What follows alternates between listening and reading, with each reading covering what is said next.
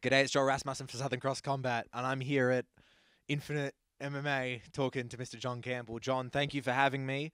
Uh, how is it to be here? Well, firstly, thank you for coming and making the effort to have a discussion and be in this, well, the place that formerly was known as Infinite. We're in a slow rebuild. Yeah, it, it's not great. It doesn't feel great to be here. Um, pisses me off. Pisses me off the situation, how things have unfolded, and yeah, that's how I'm feeling. You kind of mentioned it there. I found very interesting wording that you said the place formerly known as Infinite. Uh, I don't know if there's an exact question that I can come up with that, but just kind of getting your thoughts on that of like, so this doesn't necessarily feel like Infinite anymore. This doesn't necessarily feel like home. It feels like home, but it feels like someone's been through my drawers. It feels like someone's just got into my house, ransacked it, and yeah, it's kind of like a vulnerable feeling. My, I got footage with my son just over here 2 hours before the explosion happened. So, you know, mixed emotions with it all. Yeah, it's tough to be here and not feel spiteful. So I just have to keep a positive attitude and keep looking forward. And Infinite 2.0 will be something different, um, just as a separation from what this is at the moment. Yeah. You just take a step closer to me real quick. Thank you. No, no worries. Mhm. I want to talk about Infinite 2.0. I kind of had a question about that. But before we talk about the future, so we can have a distinct line of the past and the future, I would like to talk about the past a little bit more. Um, how did you find out what had happened? So the morning after Luke Daly fought on Eternal, my wife had tried to call me a few times and my phone was on silent. And then I saw the message. The gym had been firebombed, and that was about 7 a.m. or 8 a.m. When I got that information. But the gym had been firebombed at about 4 a.m. So she was woken up by police at our home, banging on the door just to let us know that there was a fire and emergency services had got here quite quickly. Um, yeah, and that's how I found out. Yeah, through my wife. Yeah, While you were in Sydney. whilst I was in Sydney. Yeah, so we're at Eternal. The um, the corner crew, the athletes that I took with me. Yeah, I feel like the attack was so targeted by cowards because all of the fighters, the owner, staff were out of town, and not just that. It was like some of my staff was here with their children, my child, watching Eternal on that TV over there. Um, so it's like if they had came a couple of hours earlier, what would have happened? Yeah, just I feel like total scum, not a pair of balls between all of them, whoever did it. It seems awfully coincidental, the timing of it, but I'll leave that up to everybody else in the industry and the powers that be. Um, but look, it's the ultimate cowardice and weak dog act. If somebody had a problem, I just wish that they would have just messaged me or gave me a phone call or said they wanted to have a chat. But instead, it's like all of the people we had 300 members, over 300 members. Some people are training to get off drugs. Some people are training to be fighters. That might be 1% of of those numbers want to actually be a fighter. There's 5 people here trying to get off a drug dependence. There's other people here trying to, resolve trauma, things that have gone on in their childhood, or they've been assaulted going out, and these people have been left with nowhere to train. It's not just we're attacking one young superstar and their team for making a decision that that betters that athlete's life.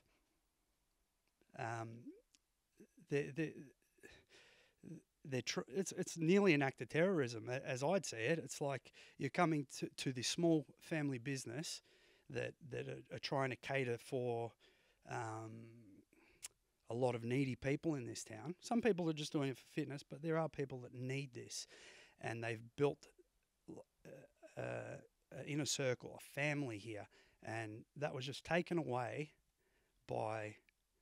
I feel like it was just somebody having a temper tantrum. I saw you that Saturday night. So that happened the early morning of Saturday, and then Demolition was on that night. I saw you that Saturday night. What is that night like for you? Because while it's a team and everyone's teammates and everyone's there for each other, you are the captain of the ship. As the head coach here, as the head cornerman, and all that, you're leading that. What was that night like for you to be going through whatever feelings you're feeling about what has happened and knowing I still have to lead for my guys who have fights tonight? Yeah, it was tough. I mean, it's something you have to do. It's duty. When you have that duty, that's what can get you through. This isn't Infinite wasn't built on me trying to beat my own chest and try and prove that I'm better than anybody. It's out of service, and because those guys have stepped up and put it all on the line in a fight camp, I have no problem turning up when I'm feeling like shit. And when there's some type of battle going on, which is what this is, it's like cowards attacking in the night when you and the troops are away. It's like you want to be back home and you want to get back into the fray. I wanted to be there for the athletes, and they wanted to compete. They wanted to step up, regardless of how they were feeling at that time. It was just shit timing because it should have been such a celebration. Like Luke Daly just twisted like a tough opponent, a game opponent from a great team. We should have been riding high. Harry had just signed with Eternal, or just announced his signing with Eternal. Great things. It should have been all good things, and then to have that act of cowardice to happen was very hard to want to turn up and be diplomatic. It was tough. It was tough. But because it's through service, and as I said, these guys have stepped up and done the work.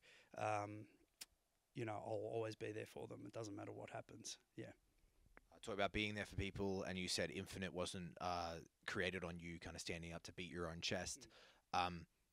What made you start Infinite? What is kind of your history with Infinite? I started Infinite at about 2010. I love martial arts. I have probably driven myself crazy through martial arts. It's all I think about. So I've always wanted to be around fighting. Through myself, I love martial arts. I want to fight. Now I'm getting a bit old. I have to pass some of that knowledge onto these young, hungry athletes, and they're picking up that torch and running with it, thankfully. But so I started that back in the day, as I said, about 2012, maybe. Did I say that? Or roughly around then? I don't know. About 2000, who knows? Something like that. So I've been open for about 12 years anyway. And started with jiu-jitsu. I wanted everybody to get a really good feel for Brazilian Jiu-Jitsu and the no-gi side of things before I introduced MMA and the striking aspect. So we were heavy into competing with Jiu-Jitsu 10 years ago, but yeah, now we're heavily into the MMA. Just it was always part of the plan to get into the MMA side of things, but we started with Jiu-Jitsu because it's my passion and because I've driven myself crazy with it. And earlier today, I was down at the Bomb Squad, the new location, or the location of the Bomb Squad per se, Yes. talking to Luke Daly and Harry Webb. It was a secure location. We didn't talk about where it was, but we talked about Infinite 2.0 just before. Is this going to be the space when Infinite gets rebuilt? Will it be here, or are you looking at somewhere else? Well, we're looking at it here to be here at the moment. Obviously, we'd make some changes and do some renovations and things like that. But look, if we could move bigger and better, that's what I want to be doing. I don't, the insurance part of things is awkward. They might have a plan of we can open the back mat, and as they're repairing the front mat and or this front area here that's damaged, but that's giving some type of shitty aura. I don't like it. I want people to be positive and feel good coming back into to train. So if it's got to be like that, I'll be trying to go somewhere bigger and better. I don't want to open it in sections. Bigger and better is always going to be the way to go. It's just lit a fire under my ass, especially, but for our athletes, everybody is so keen to get back in there and show everybody what's up, show everybody what time it is, because we, as I said, we live this. We're fanatical about this. The athletes are. I am. I don't sleep. I'm studying fights. I'm studying all strategy and things like that. That being said, we're so fanatical before this happened. Now we've got something extra to prove, and we're going to prove it. We're going to prove it. Has there been a timeline at all on when things might be able to open up and you can go from being a gym where just the pro and the AM guys are training to that kind of community you were talking about? So insurance has loosely said 3 months. It's been 3 months and it hasn't been touched. So they say it could be another 3 months. But yeah, like the companies that clean and do all those type of services, they said they could probably do it in a few weeks. But it's jumping through hoops and making sure everybody's getting paid and everyone's justifying their paycheck, I'm sure. They won't like me saying that, but it is what it is, and fuck them anyway, I'm the one not getting paid. They're getting paid. They can justify their check. I'm not getting anything, So all the work we're doing right now is for the love of it. We're not getting paid from the athletes. We're not getting paid from the amateurs, and any coach worth their salt knows they pay their own way. They pay their own food, and it's like you're not charging these amateurs to pay for your travel expenses and things like that. It's like we love this. We're doing this because we love it, and for these people to have taken this away from the community, not just the Ballarat community, the Australian MMA community. It's like throwing it back into the fucking 90s. It's like what kind of behaviour is this shit?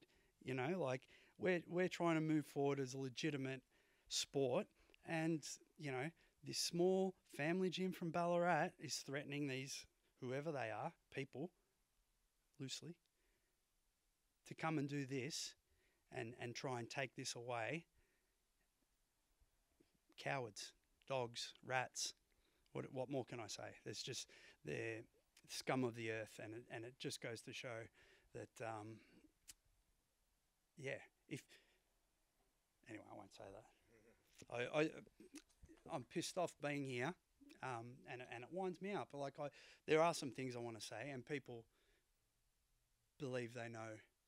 You just from the series of events and the timeline, how it's gone down. read from that what you will. Like, I think most people think they know who did it.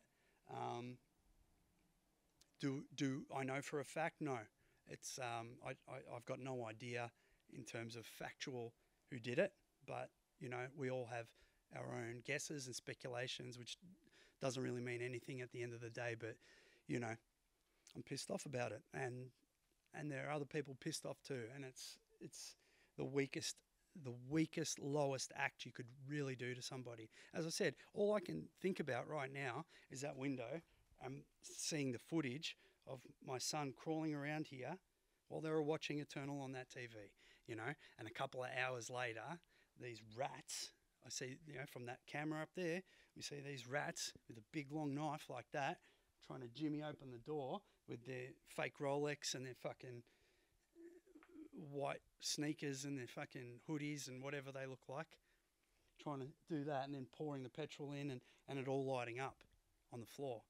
So it's like, it's hard not to just grind your teeth, you know. I should be above it, but I'm not. I'm human. Yeah. I appreciate your time, and especially allowing me to be here, as like I know it's frustrating. No, thank you for coming. As I mentioned earlier, and as people have seen from some of the other interviews I've done today, I was at the Bomb Squad, that new building. How is that space? What is the feeling like in the training room when you're in there with your athletes?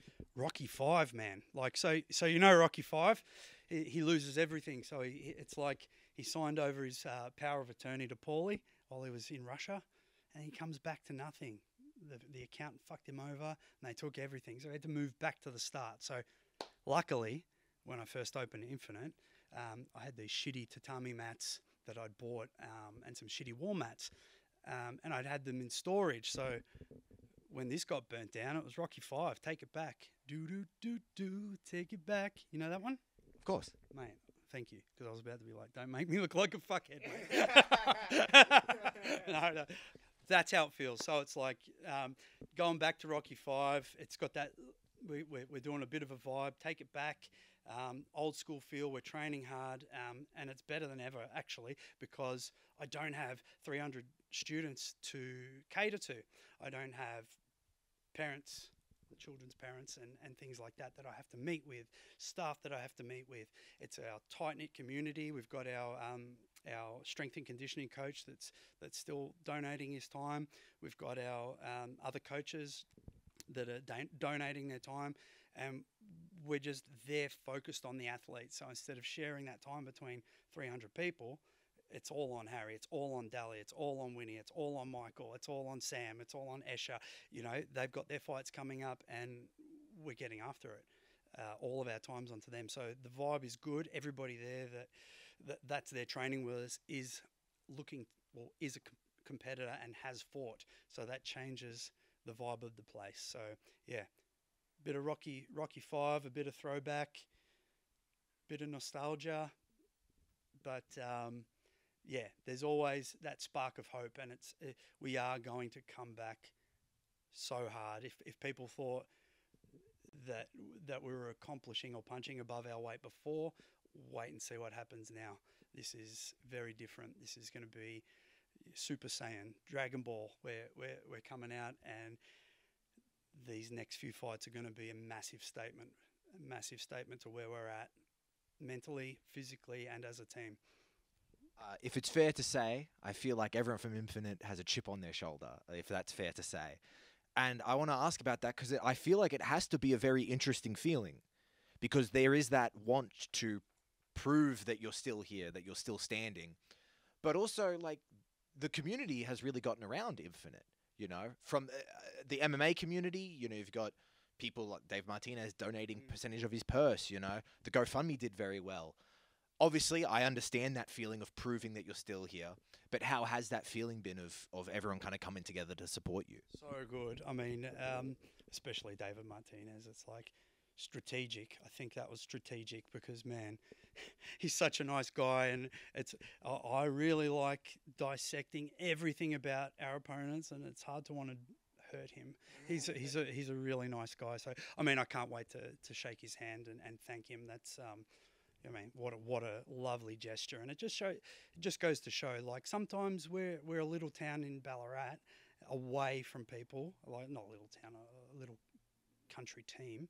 We don't have backing from like a lot of teams have. We're affiliated jiu-jitsu wise with this guy, and or but this guy owns the gym, and we also have to pay this person, and we're all just all in here. Sorry, I've forgotten where you were going with that. Just talking about the support that you've received from everyone. Yeah.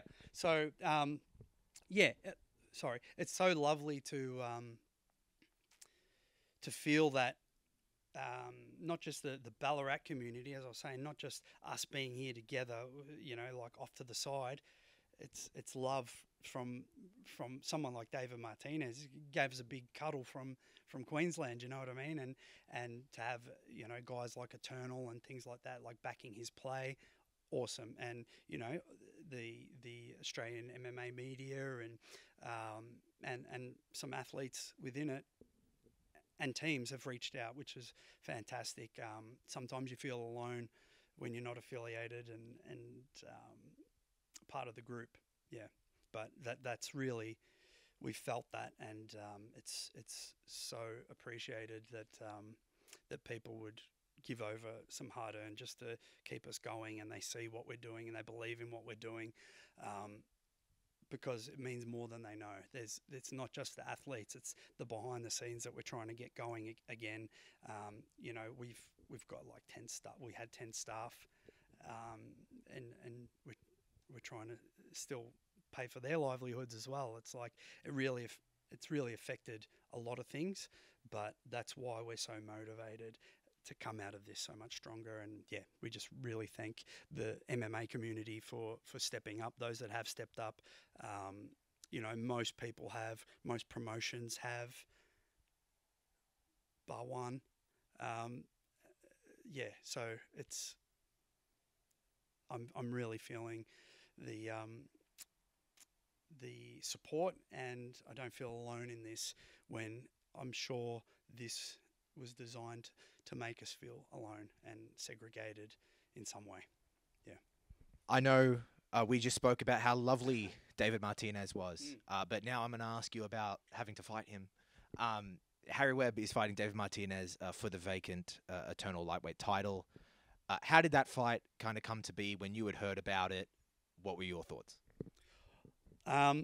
When we heard about it, it was proposed from Harry's new management company, was doing the negotiations with Cam from Eternal. But when that name was brought up to me, I was super happy about it. I think that's a great matchup for Harry.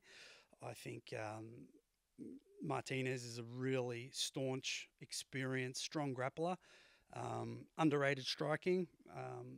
But I really feel like that's a really great fight for Harry.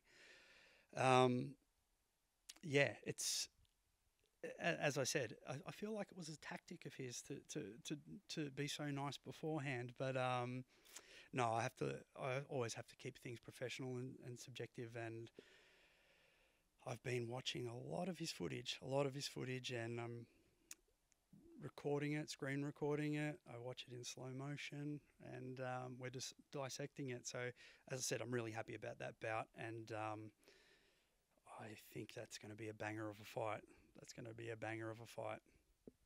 Something we were talking about off camera, that's also kind of been the story of Harry Webb a little bit about this point of his career, is the experience and fighting those people that are above him in that experience. And he's taking on a guy who is a 2-time champion for this title that he's fighting for. You've talked about, and we've talked about it, how that's a great opportunity for Harry. But when you are sending Harry in against a guy who's had so many fights, has been in title fights before, Harry's been in title fights before, but still, like, what is that like for you as a coach? Look, it's all in the preparation for me. Everything else is just like the bells and whistles at the end of it. And any fighter or any champion or coach will tell you it's like it's done all the hard work's done in the training room, and then it's up to you to put it under the big lights. So the big lights, Martinez has been under the big lights before, and he's shown that he can shine under the big lights. Harry has shown that he shines extraordinarily well under the big lights. And Harry's one of these people that steps up to the moment, which is kind of special. There's like not many people in the world can translate what you show them to an actual real fight against a skilled opponent, and then let alone translate that against a good opponent under the big lights. And Harry exceeds our expectations when it comes to that type of thing. I really feel like my coaching is passing the ball to Jordan, and that's how good that kid is. Like, and we're going to look back, and you're probably going to replay this, and it's like he is like he's going to be like the Australian GSP, but with knockout power. That's how good Harry Webb is. Talking about that, mentioning, he's got some very good management behind him. He newly signed to that. I spoke to him about that earlier today. The UFC is in town. This date was very important for Harry. He wanted to fight on this card. With the management that he has, the performances he's putting on, do you think a victory at Eternal leads to him getting signed? It should do. It's I know that would only put him on the 5-0, and understandably, what the UFC would want is somebody that can show that they've consistently performed under those big lights and maintain that record and standing out. So, as we've seen with guys like Tom Nolan that's been signed 5-0, Harry would be on that spectrum, but he's also a Hex champion. He's going to be an Eternal champion. So many belts that I can't even really remember all of the titles he's won. I know he's defended so many as an amateur and things like that, but as a pro, he's about to get the final Infinity Stone, and what more can this kid do? He's exciting. He's good looking. He's a super athlete. He's got knockout power in both hands, and we are yet to see the grappling. So who knows what's going to happen in this fight? But I can tell you from an inside perspective, both Luke Daly and Harry are not the ranks that they show around their waist. Not at all. I've trained with some of the best fighters in the world, previous UFC fighters, current UFC fighters. I've rolled with everybody. I've sparred with some of the best, and these guys are really special on the ground as well. So there's some special things coming up that I'm looking forward to these guys unveiling. But I definitely think that Harry is going to show just how special he is in this fight. Get that final Infinity Stone, and then we're going to step off into the UFC sunset, and then it's all written from there. It's written.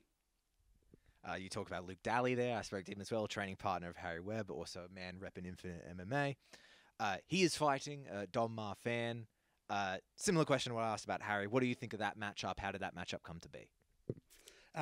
Well, we were looking for a match for Daly, and he said, "What about Dom Marfan?" I said, "Wow, that's a good fight. That's a big fight in terms of the Australian MMA landscape." They both would be, like, I think Dom Marfan, just from the way his career's gone, is probably considered one of the better MMA grapplers in the country. Daly is definitely one of the better MMA grapplers in the country. Whether that's not coming through in a lot of, obviously his last fight he scored a twister and things like that, but that man is a savage. He is so good at jiu-jitsu. If he were just at a normal jiu-jitsu gym, I would say he'd be a black belt, but like Marfan might be the same as well. But I'm so excited for that fight, just to show, even if people aren't expecting, as we say, like the chip on our shoulder, they may not be expecting Daly to be that good on the ground, but he's going to show just how good he is. And I really like the athlete coming out and saying, "I'm all about violence. I want to do this, and I'm going to elbow," and things like that. That's like the best thing I can hear for Daly. That is going to be a cracker fight. If Marfan comes out and tries to dominate and smash and do all that stuff that he's saying.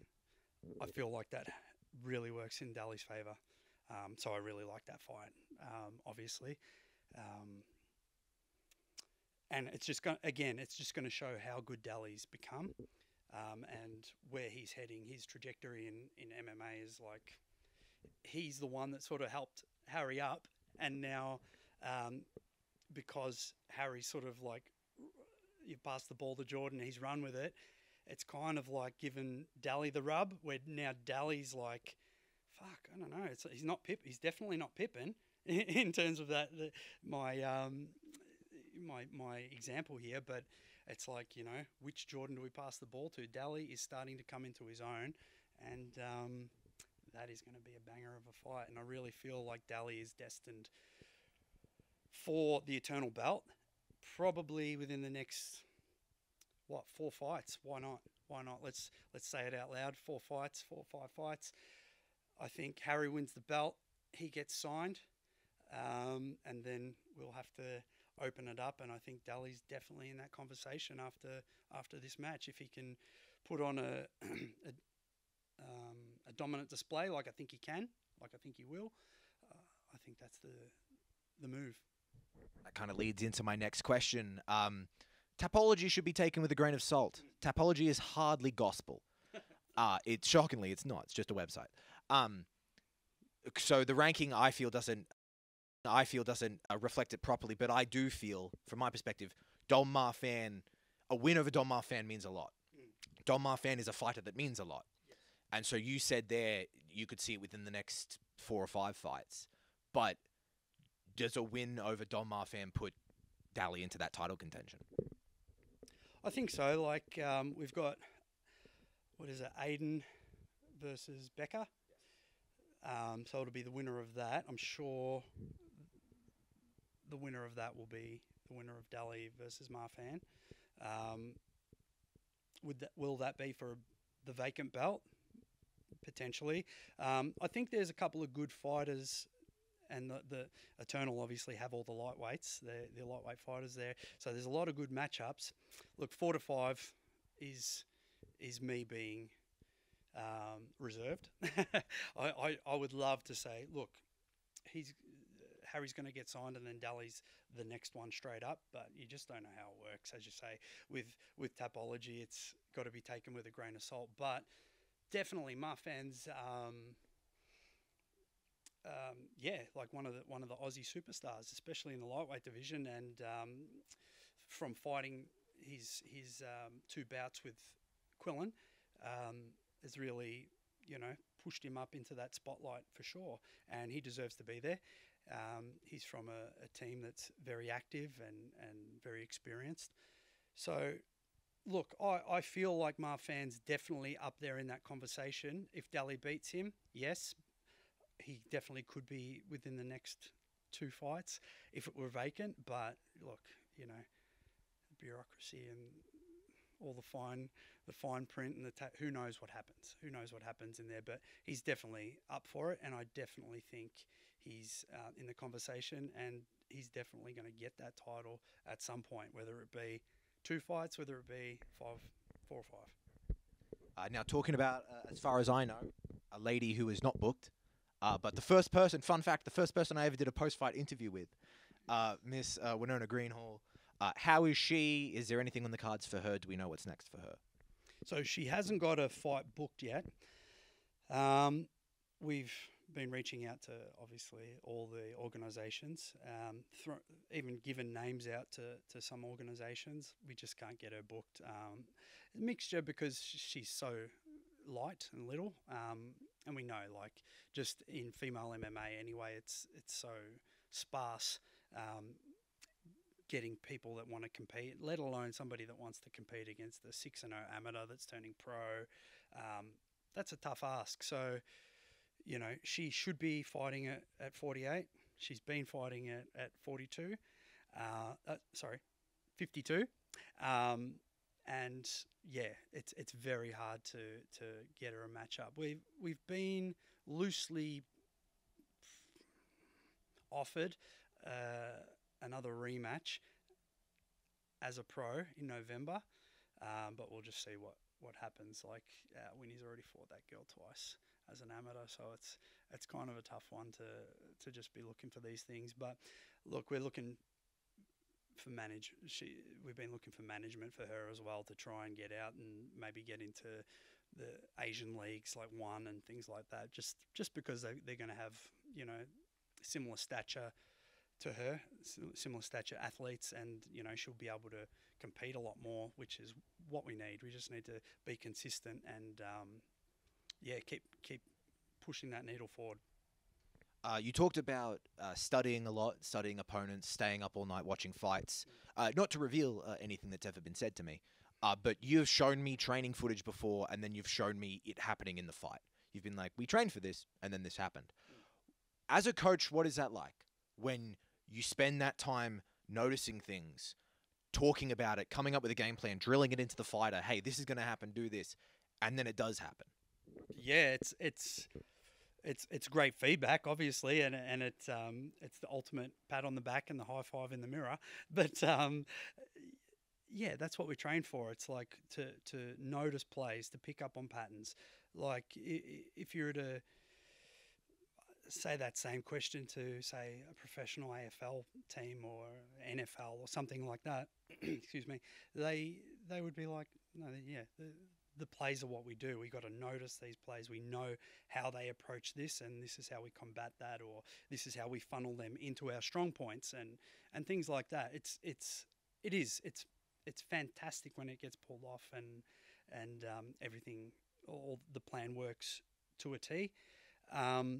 But yeah, I think it's got to be thrown back to the athletes as well. As I was saying, it's like when you pass the ball, another basketball analogy, when you pass the ball to that player, you know, when the clock's running down, it's like they have to deal with the pressure of shooting under the big lights while the game's on the line, you know. So, I mean, it is a team aspect when you go in to compete, but ultimately the athlete has to be able to deal with that pressure, and that's a special thing. You know, like Dally and Winnie and Harry, you know, they thrive under that pressure. They thrive in the pressure cooker. That's what I like to say to them. We're thriving in the pressure cooker while we're feeling like we're dying and we're melting during the session. It's like this is what it's like. The guys melt here and we thrive here. So it all comes back to the training and getting people ready and nice and crispy for that event. Yeah. Did you ever consider going into basketball? There's a lot of analogies throughout this interview. Were you ever like, maybe fighting's not for me, but maybe basketball? I used to play A-grade basketball, and then I realised I was too short. Shit, man. Like, I was good. I had a good shot. So I used to play A-grade basketball for many years, and then I hit about 16, and I was like, man, these motherfuckers are all up here. So, yeah, the skill was there, and strategy and things like that, they definitely cross over. But, no, it was always about fighting. It's always been about martial arts, and, yeah, that's always been the path for me. Basketball is just something to do in the lunch break. Or fun hobby. Yeah, fun hobby. But I look, the last time I shot a basketball was backstage at a show, like Salt in Torquay. Someone passed me, Callum Potter, I think, passed the ball. Said, take a shot. And I'm like, yeah, I can play ball, but I haven't fucking had a shot in about 20 years. It was straight, let me tell you. It was straight, but it keeps me up to this night because the motherfucker airballed in front of everyone. And I was straight, and it was like that far away from the rim. Bam, and I was just like, mother. So, yeah, I'll leave it for another 20 years. Fuck you, Callum Potter. You should have had that. You should have taken the shot, mate. Made me look like a dickhead in front of everyone. Yeah, 20 years, and we'll see if we can get the redemption. Yeah, let's see. Give me some warning. Give me a weekend to take some free throws or something like that. I need a warm up. That's my excuse. John, I thank you so much for the time. Thank you for having me here. It's always a pleasure to speak to you. Thank you so much for the time. Thank you.